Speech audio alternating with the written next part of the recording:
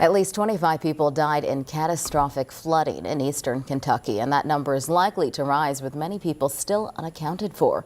The Kentucky governor toured some of the hardest hit areas on Friday. He traveled by air because it was too dangerous to land. Here's ABC's Dave Packer. Kentucky Governor Andy Beshear got a first-hand look at some of the devastation on Friday from the air. Hundreds of people have been rescued from the floodwaters. Many of those rescues had to be carried out by air.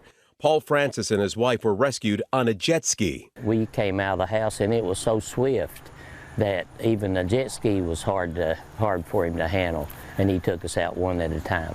First responders continue to search for those still missing. Continue to pray for the families that have suffered an unfathomable loss. Please also pray for first responders. The mission's been especially challenging, and what they're experiencing firsthand is tremendously stressful and difficult. Thousands are without power, but service should be restored to most areas by Sunday. Everybody needs power, but as it gets hot this next week, it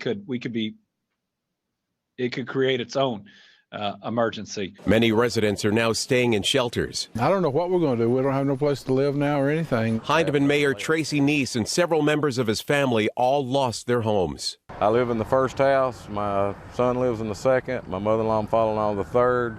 My wife's aunt in the fourth. This town is economically depressed, right? Hard time. Absolutely. It's not the kind of place where people lose something, they just go out and buy it again. No, we were a coal booming town, and it's all went away. I've talked with multiple people in the town, and that's what they say. They say, what do we do?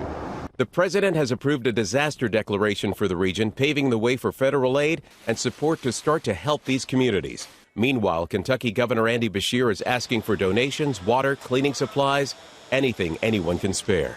Dave Packer, ABC News, New York.